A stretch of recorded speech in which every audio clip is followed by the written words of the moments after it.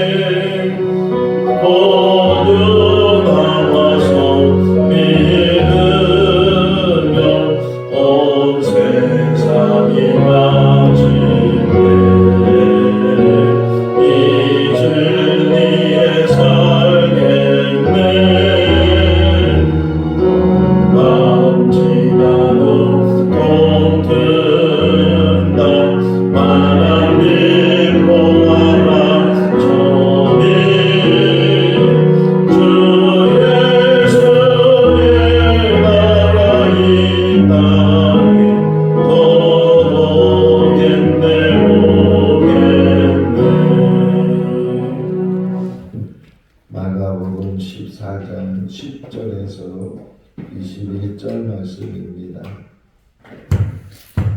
마가복음 14장 10절에서 21절 말씀. 12 중에 하나인 다른 유다가 예수를 넘겨주려고 대사장들에게 가매 그들이 듣고 기뻐하여 돈을 주려 약속하니 유다는 예수를 어떻게 넘겨줄까 하고 그 기회를 찾더라. 무교절의 첫날 곧 유월절 양 잡는 날에 제자들이 예수께 여짜오되 우리가 어디로 가서 선생님께서 유월절 음식을 잡수시게 준비하기를 원하시나이까 하매 예수께서 제자 중에 둘을 보내시며 이르시되 성내로 들어가라. 그리하면 물 한 방울에 대한 한 사람을 만나리니 그를 따라가서 어디든지 그가 들어가는 그 집 주인에게 이르되 선생님의 말씀이 내가 내 제자들과 함께 유월절 음식을 먹을 나의 객실이 어디 있느냐 하시더라 하라.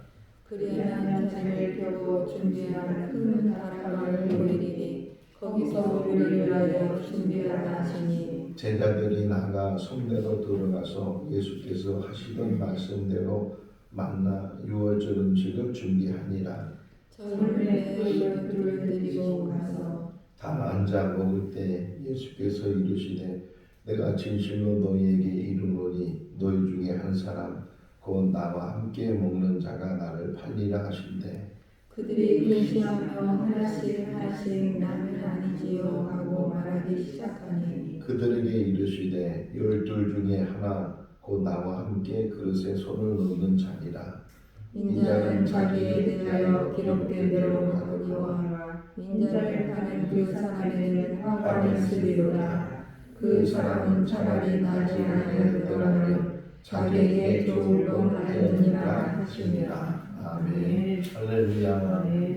이 생을 살아가면서 많은 기회가 있고 또 잘 될 때가 있고 안 되는 때가 있고 그런데 항상 제가 강조하는 것 중에 하나가 마지막이 중요하다 이런 말씀을 드립니다. 아무리 그 전에 선하게 살고 좋은 일을 많이 했다고 해도 마지막에 그가 악하게 살고 또 그가 악한 일을 행하게 되면 그 선한 것들은 기억되지 않고 오히려 악한 것이 더 기억되는 것이 인생이기도 합니다. 반면에 그전에는 나쁘게 살고 악하게 살고 잘못을 많이 저질렀어도 마지막 그 순간에 그가 돌이키고 다시금 제대로 인간다운 모습으로 돌아오게 되면 그 전에 있었던 나쁜 일들, 악한 일들, 잘못한 일들 이런 것들은 기억되지 않고 그가 돌이킨 것에 대해서 더 기억을 하게 된다. 그 대표적인 인물이 예수님께서 십자가에 죽으실 때 한편에 있던 강도. 어, 강도가 십자가에 죽을 정도가 되면 얼마나 악한 일을 많이 했는가. 그럼에도 불구하고 죽기 전에 그가 돌이켜서 주님을 향해서 말하기를 예수여 당신의 나라에 임하시게 되면 나를 기억해 주십시오. 짧은 고백이지만 그 말 안에는 돌이킴이 있었고 자신이 얼마나 잘못 살았는가 하는 것들을 깨달으면서 마지막 죽는 그 순간에 주님을 향해서 고백했을 때 주님께서 그를 향해서 말씀하시기를 네가 오늘 나와 함께 낙원에 있을 거다 이렇게 말씀하시는 걸 보게 되면 인생의 마지막 죽는 그 순간까지가 우리에게 주어진 기회라는 거예요. 예수님께서 마지막 여리고에 들어갔을 때 삭개오가 주님을 만났던 일이나 바디메오가 주님을 만났던 일도 예수님이 더 이상 여리고 가지 못하실 텐데 그 마지막 순간에 그들이 주님을 만나게 되고 그래서 그 소원이 이루어지게 되는 것처럼 그런데 또 반면에 잘 하다가 그 마지막 순간에 깨닫지 못하고 돌이키지 못해서 잘못되는 사람들도 혹 있게 되는데 그 대표적인 인물이 오늘 본문에 나오는 가롯 유다라는 사람이에요. 10절을 보게 되면 열둘 중에 하나인 이렇게 표현되잖아요. 여기서 말하는 열둘은 예수님의 제자들 이렇게 설명되는데 예수님께서 공생애를 시작하시면서 12명을 이제 택하셔서 제자로 삼으셨는데 그 중에 한 사람이 가롯 유다예요. 대부분 제자들은 갈릴리 지역 출신들인데 이 가롯 유다만큼은 이 가롯이라는 도시 이름이거든요. 나사렛 예수 이렇게 표현하는 것처럼 예수라는 이름을 많이 가지고 있으니까 그 중에 나사렛이라는 거기서 살았던 사람의 예수 이렇게 표현되는 것처럼 유다가 너무 많으니까 그 유다 안에 어떤 지명을 넣어서 가롯 유다 이렇게 표현하는데 이 가롯이라는 것은 이 남쪽에 있어요. 그러니까 이 유다 지역 쪽에 가롯이라는 소도시가 있는데 여기 청주하면은 어떤 도시라고 설명드려요? 어릴 때 제가 들은 이야기가 청주하면은 교육의 도시다. 뭐 이런 이야기를 들은 기억이 많이 나요. 그 작은 도시에 대학들이 많이 있고 그러니까 교육의 도시다 말하는 것처럼 이 가롯이라는 것도 어떤 소도시인데 작은 도시인데 그런데 교육에 대해서는 다른 도시들보다 못지않게 교육의 열의를 가지고 있고 거기서 자란 사람이니까 환경이라는 게 중요하잖아요. 그런 환경 속에서 이 가룟 유다가 이제 성장을 하게 되니까 남다르게 저 갈릴리 지역은 정말 가난한 사람들, 배우지 못한 사람들 그냥 날 때부터 아버지가 어부니까 뭐 어디 회당이나 어떤 학교나 이런 데 가기보다는 어릴 때부터 고기 잡으러 이제 같이 따라다니고 평생 고기를 잡다가 또 자기 아들한테 그 고기 잡는 거를 또 전수해 주고 그런 지역이 갈릴리 지역이고 호수 지역인데 대부분 제자들이 거기서 이제 불림을 받았는데 이 가롯은 그래도 좀 요 위에 있는 사람들 다른 제자들보다는 좀 배움이 있고 좀 남다른 그런 그래서 회계도 맡았잖아요. 또 동계산하는 게 얼마나 빠른지 남들보다 그냥 동계산도 잘하고 그런 사람이 가룟 유다였는데 그 가룟 유다가 자 10절 한번 다시 한번 읽어볼까요? 열둘 중에 하나인 가룟 유다가 예수를 넘겨주려고 아직 넘겨준 게 아니고 넘겨주려고 그러니까 계획을 가지고 있는 거죠. 계획을 가지고 있고 실천을 하지 않고 계획을 가지고 있는데 이 계획이 뭐예요? 자기 스승님을 넘겨준다. 자기 팔았다는 얘기가 나오거든요. 여기 18절 끝부분에 보게 되면 나를 팔리라 이렇게 예수님께서 말씀하는 것처럼 팔아버리는 거예요. 오늘 새벽에 일어나서 이 말씀을 묵상하면서 요셉이 생각이 난 거예요. 요셉이 아버지 심부름으로 양치고 있는 형들을 찾아갔는데 도단까지 찾아갔는데 그 반가워해야 될 형들이 오히려 요셉이 온다고 꿈꾸는 자가 온다고 요셉을 미워했던 형들이 그를 구름통에 빠뜨리고 그 빠뜨린 것도 모자라 가지고서 애굽이라는 상인에게 은 20개를 받고 그 요셉을 팔았다. 여기서 그 의미를 생각해 봤는데 어쨌든 이 가룟 유다가 예수님을 은 30에 팔아버리게 되는데 그 가룟 유다와 예수님 무슨 관계예요? 스승과 제자의 관계거든요. 하루 이틀 만난 것도 아니고 지금 3년 정도를 같이 동고동락하면서 같이 생활했던 그런 관계인데 그런 관계를 무시하고 지금 가룟 유다가 예수님을 팔 생각을 가지고 지금 대제사장들을 찾아가게 됐다. 어제 잠자리에 들기 전에 언뜻 이 말씀들을 묵상하면서 막 생각나는 것들이 있거든요. 그러면 빨리 잊어버리기 전에 핸드폰 노트하는 것에다가 적어놓고서 근데 뭘 적었냐면 어제 잠자기 전에 적은 게 뭐냐면 가룟 유다가 언제부터 예수님을 팔 생각을 가졌을까? 그게 이제 질문이었어요. 자, 여러분들에게 하는 질문이 가룟 유다가 예수님을 팔았잖아요. 예, 우리 성경적으로 보면 결국은 예수님을 팔았는데 그 예수님을 팔 생각을 언제부터 했을까? 또 결정적인 때가 언제였을까 하는 것을 자 예수님께서 제자로 부르셨을 때 딱 제자가 됐을 때 그때부터 가룟 유다가 이제 스승을 팔아야 되겠다. 기회만 되면 내가 스승을 돈을 받고 팔아야지. 그런 마음이 있었을까요? 없었을까요? 적어도 없었겠죠. 그냥 얼마나 기뻤겠어요. 자기가 선택받았고 저렇게 정말 젊지만 위대한 어떤 선지자가 등장을 해서 그 선자가 자기를 불러주고 제자로 삼아줬으니까 얼마나 가문의 영광이라고 생각했을 텐데 그런 기쁨을 가지고 예수님을 따라다니게 되고 뭐 제대로 먹지도 못하고 제대로 자지도 못했지만 예수님이 가는 곳마다 병자가 치유받게 되고 막 예수님이 말씀할 때 막 구름대처럼 사람들이 모이고 이런 것들을 계속 이제 보면서 주님을 따르던 가룟 유다니까 처음부터 예수님을 팔 생각을 가지고 있지는 않았을 거다. 그러면 그 제자로 있는 동안에 이 가룟 유다의 마음이 변하게 되고 이 가룟 유다가 예수님을 팔게 됐는데 그러면 언제부터 그런 마음을 가지고 있어? 성경에는 표현되어 있지 않잖아요. 잘 표현되어 있지 않으니까 우리가 알 수가 없는데 언제부터 그렇게 됐을까? 결정적인 사건이 있더라고요. 제가 다시 묵상하고 꿈속에서도 나타나 맨날 설교 예, 새벽마다 해야 되니까 예, 자다가 생각나면은 메모하고 또 꿈에서도 막 그런 설교 꿈을 꾸기도 하고 막 그런데 근데 저는 그 꿈이 기억이 안 나요. 꿈꿀 때는 뭔가 막 뭐 이렇게 보는 것 같고 하는 것 같은데 딱 눈 뜨고 나면 뭘 꿨는지를 전혀 기억을 못 하게 되는데 어쨌든 가룟 유다의 삶 속에서 결정적인 사건이 있더라고요. 그때 그때 우리도 항상 조심해야 돼. 항상 그때 조심하지 않으면 그 격한 마음, 그 분한 마음이 결국은 행동으로 나타나게 된다라는 거예요. 자, 가룟 유다는 좀 배운 사람이라 그러잖아요. 좀 의식화되어 있는 사람이고 지금 로마 식민지로 지금 이스라엘이 억압을 당하고 있고 자유가 없고 정치적으로는 지금 다 뭐 빼앗겼잖아요. 예수님이 왜 빌라도에게 갔게요? 대제사장들이 죽이지 못하니까.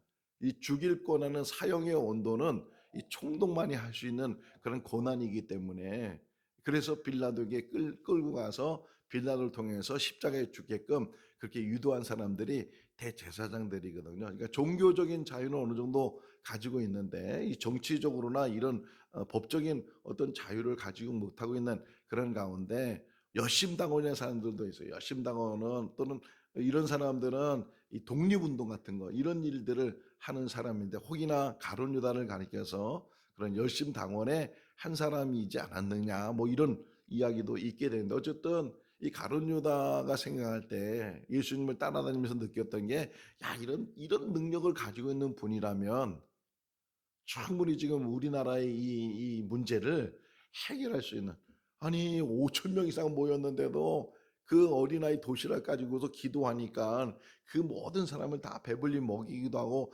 남기기도 하고 또 4천 명을 먹이기도 하고 남기기도 하고 이런 일들 그냥 죽은 자도 살리고 하는 그런 일들을 행하시는 것을 옆에서 직접 가까이서 본 가룟 유다의 생각에는 분명히 내 스승님이 우리 스승님이 대단한 일을 하실 것이고 독립에 대한 일도 혹 하실 수 있다는 그런 기대를 가지고 그가 주님을 혹이나 따라다니지 않았을까. 이제 기회만 여차하면 오병의 기적 요한복음 6장 오병의 기적을 일으키고 나서 사람들이 예수님을 임금님으로 모시려고 했다는 거예요. 그러니까 예수님이 얼른 산으로 피신하시고 제자들은 배 타고 가라고 하시고 이제 그런 이야기들을 보면서 지금 가룟 유다 한편으로는 뭐 가룟 유다뿐만 아니라 다른 제자들도 그 갈릴리에서 예루살렘에 올 때 우리를 자해준시켜 달라고 우리를 우유정시켜 달라고 이런 이야기를 하는 걸 보면 이 자리 싸움하고 출세할 그런 생각을 하고 이제 그랬을 텐데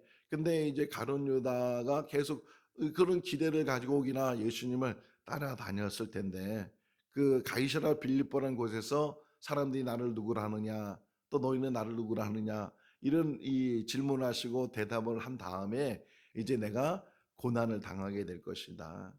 대제사장에 잡히게 되고 고난을 당하게 심지어는 죽게 될 텐데 죽지만 3일 만에 다시 살아나게 될 것이다. 이렇게 이 고난 당하는 일을 이제 본격적으로 말씀을 하시고 이것도 한 번 얘기하는 것이 아니고 세 번씩이나 또 예수님이 처음부터 이런 얘기 하신 것이 아니고 이제는 막바지에 달아들게 되고 마지막 사역을 감당하시는 그런 이제 그 오간에서 시기에서 예수님이 그런 말씀을 하시니까 혹 제자들 마음에 이제 갈등이 생긴 거예요. 예수님이 분명히 뭔가 한 자리 하실 거고 높은 자리에 올라가실 거고 그럼 자연히 우리들도 따라서 한 자리씩을 차지할 수 있을 테고 뭐 그런 기대가 없지 않아 있었을 텐데 지금 가룟 유다도 마찬가지고 또 가룟 유다 같은 경우는 이 재정을 담당한 사람이었고 아주 예수님의 측근이라고 표현하시는 그런 사람이었는데 예수님은 오히려 자기들하고 반대 길을 가고 있거든요. 그러니까 여기에 대해서 갈등이 생기게 되고 또 내적으로 실망을 하게 되고 이제 그런 상황이 혹이나 있었을 텐데 결정적인 사건이 뭐냐? 어제 봤던 이야기. 자, 예수님께서 이제 6월절 되는 그 전날 붙잡혀서 십자가에 죽게 되고 그런 이야기가 전개되는 가운데 어제 사건이 어떤 사건이었어요? 베다니에서 향유를 붓는 사건이에요. 이게 결정적으로 가룟 유다가 예수님을 팔고자 하는 마음을 갖게 됐어요. 자 보세요. 자 가룟 베다니에서 시몬의 나병 환자 시몬의 집에서 한 여인이 옥합을 깨뜨려서 향유를 부었어요. 그때 여기 보면은 이 향유를 가난한 자에게 나눠주지 이 향유는 300데나리온 정도 드는데 누가 말한 거예요? 요한복음 12장 4절 말씀에 보면 가룟 유다가 가룟 유다 계산을 잘하잖아요. 배운 사람이니까 계산도 잘하고 그랬는데 이 가룟 유다가 얘기했다고요. 가룟 유다가 아니 그 가난한 자들에게 나눠주고 이 300대나 되는 이 비싼 것을 그냥 이게 허비하느냐 막 야단치면서 막 화를 냈다잖아요. 화를 내고 막 그랬는데 그러면 거기까지는 괜찮다고 봐요. 그런데 자, 그 다음 이야기가 중요한데 그 다음 이야기를 보면 예수님께서 누구를 두둔해요? 여인을 두둔해. 그도 어제도 설명했지만 만약에 그 여인이 예수님께 물어서 이 향유를 머리에 부어도 될까요? 물었으면 예수님은 거절했을 거예요. 예수님도 그것도 너를 위해 쓰든지 좋은 일에도 쓰라고 예수님께서 그냥 갑작스럽게 이 일이 일어났으니까 허락도 안 했는데 그냥 허락도 받지 않고 이 여인이 너무 자기가 하고 싶은 일을 그냥 해야 되겠다는 생각 속에서 향유를 부었을 때 이 가룟 유다는 그걸 보면서 또 화가 나잖아요. 아니 그거 왜 허비하냐고. 그거 그 큰 돈으로 가난한 사람 나눠주면 더 좋은 일이 될 수 있는데 그걸 허비했냐고 막 야단을 치고 막 불을 내고 그런 상황 속에서 예수님이 자기 편을 들어줘야 되잖아요. 왜? 3년 동안 그래도 같이 동고동락하고 아무리 잘못 말했다고 할지라도 그것이 뭐 격한 말이라 할지라도 그래도 오히려 이 여인을 좀 나무라고 자기를 두둔해주고 그리고 네 말이 맞다. 그 가난한 자 좀 나눠주면 또 가난한 자들이 다 조금씩이라도 또 그 가난에서 조금 도움이 될 수 있었을 거다. 뭐 혹이나 그런 말을 이 가룟 유다를 향해서 좀 해줬으면 서운함이 없을 텐데 지금 이 여자하고 자기하고 비교해 보면 누가 더 가까운 거예요? 가룟 유다도 가깝지. 어쨌든 같이 이렇게 제자로 택함을 받고 3년 동안 다녔으니까 얼마나 가까운 그런 관계. 이제는 형제 같은 관계고 뭐 스승 제자 이거보다도 이제 예수님이 요한복음 13장에 15장에 뭐라고 얘기하세요?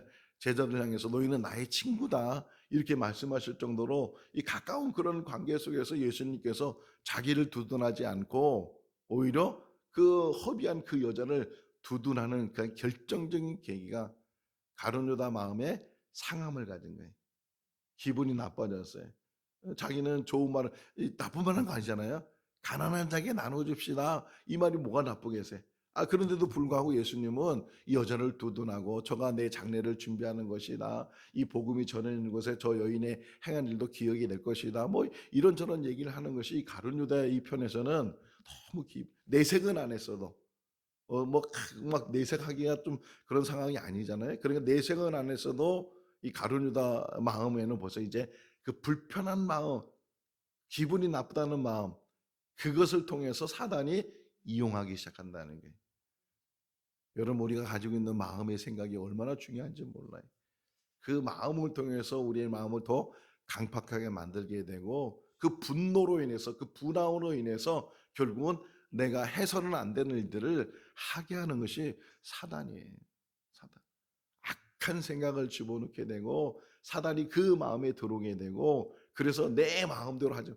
아나니아 삽비라기 다시 한번 하면 네가 네 마음대로 하지 못하느냐 이렇게 지금 베드로가 그들을 책망하는 것처럼 우리가 우리의 마음을 다스리지 못하고 이 마음을 빼앗겨 버리게 되면 악한 생각으로 우리를 지배하게 되고 그것으로 우리를 이끌게 돼서 그 마지막 부분에 잘못하는 일들이 있다. 우리가 살아가면서 항상 조심해야 될 것 중에 하나가 기분 나쁘다는 말을 입에서도 내지 말아야 되고 또 마음으로도 생각하지 말아야 돼. 살다 보면 기분 나쁜 일, 또 기분 나쁜 말이 오늘 본문에 몇 번 나와요. 가룟 유다에게.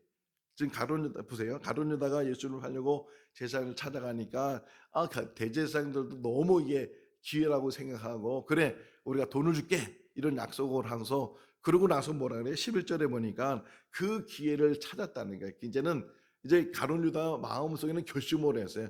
어떻게든 자기 스승을 팔아야 되겠다. 기회만 되면 내가 요때다 뭐라고 생각하면 내가 이 생각했던 이 마음을 행동으로 옮기겠다. 그런 가운데 지금 이 일이 진행되고 있어요. 자, 또 하나 중간에 나오는 이야기가 뭐냐면 다락방에 가는 이야기죠. 제자들이 예수님에게 유월절이 되는데 유월절 음식을 어디서 먹으면 좋겠습니까? 어디서 이제 거하시려고 합니까? 이렇게 물었어요. 뭐 미리 요즘은 뭐 호텔에 예약을 하고 어디를 가게 되면 미리 몇 월 며칠에 가니까 그 호텔을 우리가 숙박하겠습니다. 뭐 이런 제도가 있지만 그 당시에 뭐 그런 제도가 있는 것도 아니고 또 뭐 예수님께서 돈이 넉넉해 가지고서 어디 방을 얻어라 뭐 어디 여관을 얻어라 뭐 이렇게 말씀하는 것도 아니고 그런 상황이니까 그냥 가면 가는 대로 있으면 먹고 잘 수 있는 장소가 있으면 자고 그런 상황 속에서 지금 제자들이 예수님께 물었어요. 그렇지만 예수님께서 제자 둘을 보내가지고 가다 보면 물을 길러가는 사람을 만나게 될 텐데 그 물을 길러가는 그 사람의 집에 주인을 만나서 그 주인에게 객실을 달라고 해라 이렇게 표현을 해요. 예수님께서 나귀 타고 갈 때도 그렇게 하는 게 있었죠. 두 제자를 보내서 어디 가면 나귀가 있을 텐데 그 나귀를 끌고 와라. 혹 그 나귀 주인이 왜 끌고 가냐고 물어보면 주님께서 쓰시겠다고 해라. 그렇게 해서 이제 나귀를 데리고 와서 나귀 타고 예루살렘에 들어간 이야기가 나오는데 자 여기서도 지금 예수님께서 미리 다 이렇게 준비된 건 아닌데 제자들에게 물 길러 가는 사람을 만나면 그를 따라가서 그 주인에게 그 객실을 달라고 해라. 자, 근데 오늘 생각했어요. 이거 생각해 보세요. 자, 물 길러 오는 사람이 혹이나 한 명이면 저 사람이구나 하고서 이게 따라갔을 텐데 한 명이 아니면 어떻게 해? 저쪽인가 이쪽인가? 그것도 여러 명이면 이제 더 헷갈려서 막 두 명 정도면 한 사람씩 따라가서 이렇게 확인할 수 있는데 이게 뭐 세 명. 물 길는 것도 한번 보세요. 물 길는 시간이 대부분 있잖아요. 요한복음 4장에 나오는 사마리아 여인은 오히려 사람들이 없을 때를 틈타서 그 뜨거운 태양 속에서 혼자 물 길러 왔으니까 남들하고 만나기 싫으니까 사람이 없는 시간을 택해서 온 거지만 여기서는 어떻게 해요? 예루살렘 안에서는 그게 아니고 지금 밥하기 전에 물이 필요하면 그때 시장 가보면요 언제든 사람이 많은 게 아니고 그 저녁 전에 한 시간 전에 사람들이 막 반짝거리 사서 저녁 식사 준비하려고 그때 사람들이 막 모이는 것처럼 물 길러 오는 것도 마찬가지잖아요. 여러 명이 혹시 있을 수도 있는데 예수님은 어떻게 이렇게 지금 물 길러 항아리 들고 가는 그 사람을 따라가서 그 주인에게 말을 해라 생각하니까 어떻게 묵상이 되냐면 이 사람들이 생각하는 모든 일들이 우연으로 생각하지만 그러나 하나님으로 볼 때는 그 모든 것들이 필연이라는 거예요. 우리 생각으로는 물 길러 온 사람이 여기 생각 없이 읽었죠. 우리 다 물 길러 온 사람들이 한 명이 아닐 수도 있는데 주님이 이렇게 말씀하실 때 한 명이었다는 거예요. 만약 뭐 여러 명이었다면 정말 제자들이 헷갈려가지고 하지 못했을 텐데 이게 우연이 아니라는 거예요. 우연이. 자, 사라가 죽고 아브라함의 아내 사라가 죽고 이제 이삭이 남아 있을 때 그 아브라함이 이삭을 결혼시키기 위해서 자기 고향은 아니지만 자기 친족들이 있는 하란으로 보내죠. 그때 이제 그 종이 가면서 걱정이 된 거예요. 아니 이삭을 좀 데리고 가면 본인이 여자를 이렇게 택해서 그래서 결혼시켜서 데리고 오면 되는데 그냥 혼자 보내가지고서 여자를 하나 데리고 오라고 하니까 어떻게 이게 어떤 여자를 데리고 와야 되는지 거기 뭐 여자가 하나면 되는데 그 많은 여자 중에서 어떤 여자를 선택해야 되는지 모르는 상황에서 이 종이 하나님 앞에 기도하잖아요. 내가 물을 달라고 하면 나에게 물을 줄 뿐만 아니라 내가 데리고 있는 이 낙타 10마리에게 물을 준다고 스스로 자원하는 그런 여자를 만나면 이 여자겠다라고 생각하고 이 여자를 만나겠다고 이렇게 기도를 하고 갔는데 정말 자기 기도한 대로 리브가를 만나서 리브가가 스스로 그냥 낙타에게도 물을 주겠다고 막 그래가지고서 물을 줘서 리브가를 만나서 여차여차해서 아브라함이 나를 보냈다 그래서 리브가가 이삭의 아내가 되는 그런 이야기를 보면서 이게 다 우연이 아니라는 거죠. 물 항아리 하나 들고 가는 이 여인의 이 여인 그 여인이 있었다는 거예요. 우연 같아도 우연이 아니고 이 모든 것들이 지금 지금 이걸 표현하고 싶은 것 같다. 하나님의 계획 속에서 이 모든 일들이 작은 일 같고 그냥 우연 같고 지나가는 일 같아도 그 물 하나 지고 가는 그 여인의 모습을 통해서도 하나님이 구원의 역사를 지금 이루어가고 계시다. 그래서 그 여인을 따라서 그 주인의 방을 이제 하나 뭐라고 표현되어 있어요? 큰 다락방 15절을 보세요. 한번 읽어볼까요? 그리하면 자리를 펴고 준비한 큰 다락방을 보이리니 준비하라 하시니. 큰 다락방, 큰 다락방. 아, 여기에 은혜가 됐을 때. 왜 은혜가 됐을까요? 예? 커서? 커서 은혜가 됐어요.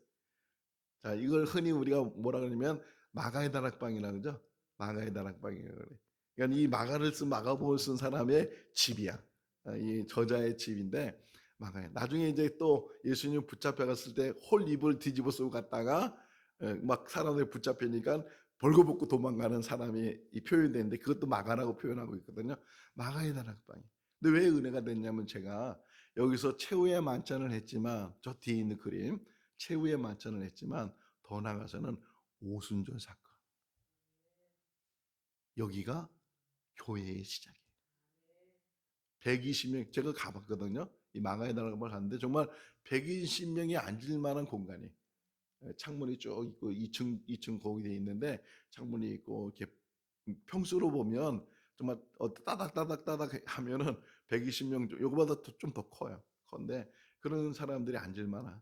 근데 은혜가 된 게 뭐냐면, 이렇게 항아리를 이제 이고 가는 그 사람의 집을 찾아가서 그 주인에게 주님이 쓰실 객실을 달라고 했을 때 그것이 됐는데, 큰 다락방, 이 표현된 것이 교회의 시작이라는.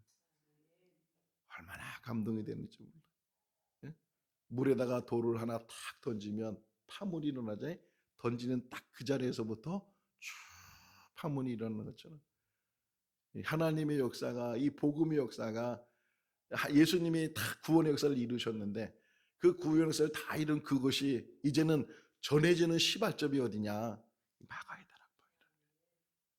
우연이 아니고 이곳에 모여서 성령 충만하고, 할렐루야, 성령 충만, 성령 받을 때까지 거기서 기도하는 가운데 오순절날 성령이 임하게 되고, 각 사람에게 불같이 성령이 임하게 되고, 방언을 말하면서 그때부터 그들이 이제 복음을 전하러 저 땅 끝까지 가게 되는 그런 역사를 이루게 됐다. 자, 어쨌든 이 마가의 다락방에 와서 이제 식사를 하는데, 자 보세요. 제가 어디 또 은혜 받았냐면 18절. 아까 한번 잠깐만, 18절 읽어볼까요? 다 앉아 먹을 때에 예수께서 이르시되, 너희 중에 한 사람 곧 나와 함께 먹는 자가 나를 팔리라 하신대. 자, 이 말을 왜 했을까요? 이 말을 왜 했을까요? 두 가지 의미를 생각해. 우선 잠깐 간단하게 두 가지 의미를 생각. 첫 번째는 예수님은 알고 계시다는 뜻이에요. 그죠? 그러니까 이게 날 팔자가 있다. 예수님은 알고 계시다는 뜻.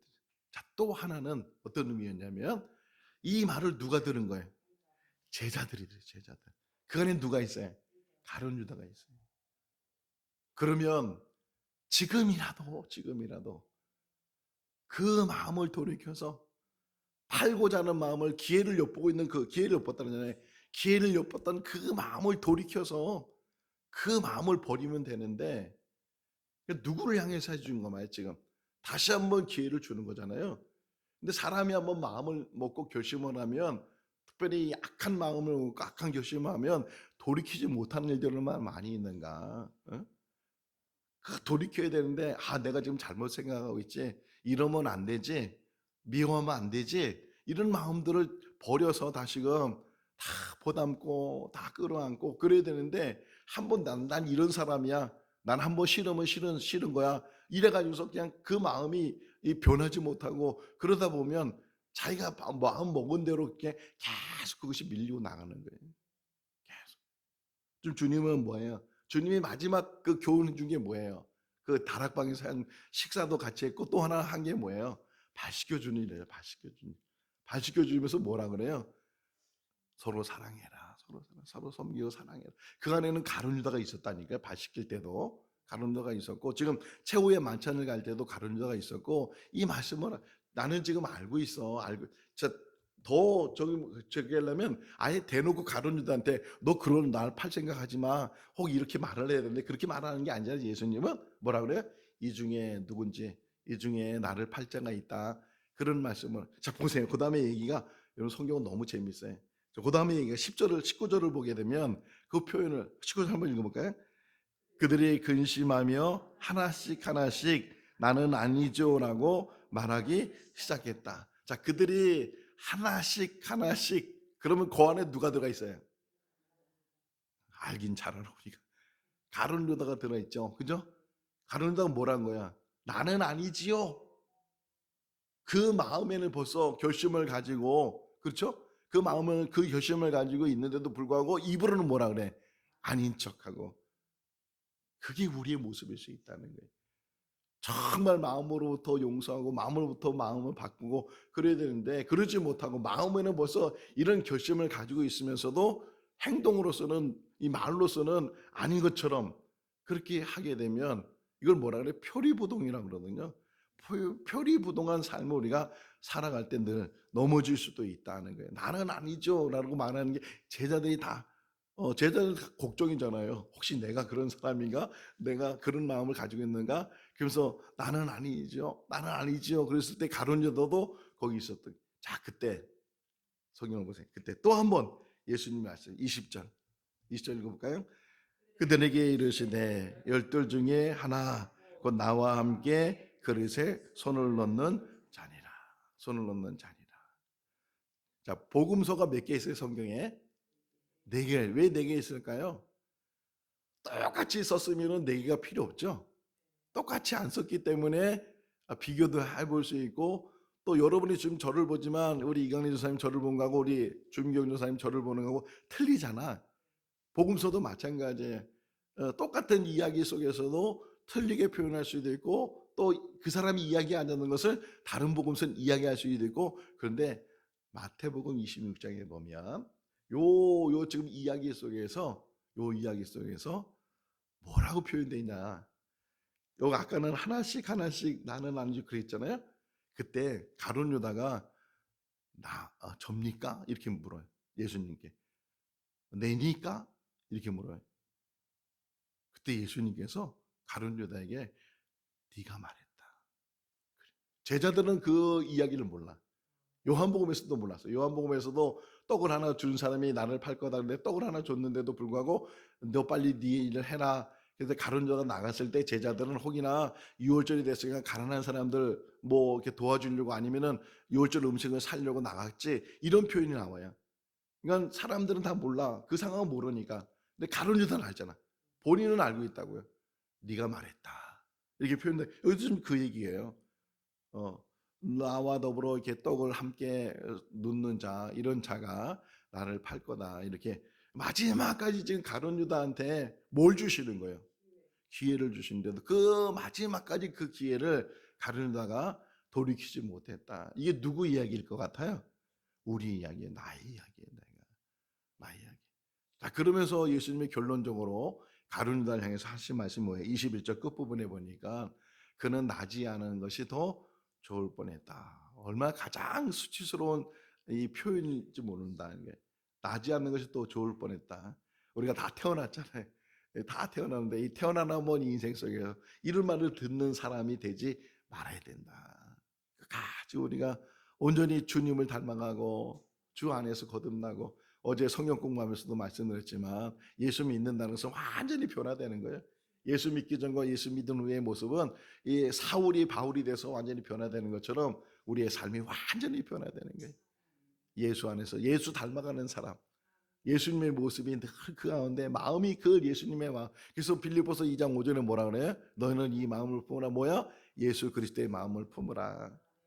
주님의 마음을 품고 주님의 마음을 가지면서 이 땅에서 우리가 믿음의 삶을 살아가면서 좋은 열매 맺고 하나님의 뜻을 이뤄나가는, 가룟 유다가 그 돌이키지 못하고 결국은 마지막까지 돌이키지 못해서 목매 죽어버리는 그런 가룟 유다의 모습을 보면서, 근데 베드로하고 비교해 보면 베드로가 3번 부인한 거나 이 가룟 유다가 은 30을 받고 예수님을 판 거나 거기서 거기야. 근데 문제는 베드로는 돌이키고 가룟 유다는 돌이키지 못했던 차이예요. 우리에게도 누구나 다 실수를 하고 누구나 다 결점이 있고 누구나 다 하나님 앞에 범죄하기도 하고 그러는데, 다윗이 어떻게 그렇게 성공이 됐어요? 죄를 안 졌기 때문에 성공이 된 것이 아니고 돌이켰기 때문에. 가룟 유다에게 이렇게 예수님이 기회를 주는데도 불구하고 그가 돌이키지 못해서 결론적으로 예수님이 말씀하시기를 태어나지 않은 것이 더 좋을 뻔했다, 이렇게 말하고 있는 것을 보면서 우리가 지금 잘하고 있는지, 정말 이 땅에 살면서 주님의 자녀로 잘 살고 있는지, 이런 것들을 늘 확인하고 주님의 자녀로 참된 주님의 자녀로 사는 우리들이 다 될 수 있기를 주님의 이름으로 축원합니다. 기도하겠습니다. 사랑이 많으신 하나님 아버지, 오늘도 새날을 주시고 생명 주시고 믿음의 삶을 살게 해주신 것 감사합니다. 우리의 마지막 기회가 언제 있는지 알지 못합니다. 가룟 유다는 악한 생각을 가지고 악한 일을 이룰 기회를 엿보고 있었지만 우리에게는 선한 기회를 엿볼 수 있도록 선한 마음을 주시고 하나님의 뜻을 온전히 이룰 수 있도록 은혜로 도하여 주시옵소서. 이 땅에 주신 사명이 분명히 있는 줄로 믿습니다. 작고 크고 많고 적음이 아니고 오직 작은 일도 또 이제 적은 일도 주님이 주신 일이라면 능히 감당하는 우리들 되게 하여 주시옵소서. 마음에 늘 기쁨과 즐거움을 주시고 하늘의 소망을 주시고 천국 바라보면서 믿음의 삶을 사는 우리들 되게 하여 주시옵소서. 오늘도 만나는 모든 사람과 더불어 화평을 이루게 하시고 또 어디를 가든지 때를 얻든지 못 얻든지 복음을 전하는 일에 기쁨이 되게 하여 주시옵소서. 함께 하시기를 간절히 바라옵고 예수 그리스도 이름으로 기도하옵나이다. 아멘. 마쳤습니다. 자유롭게 기도하시기 바랍니다.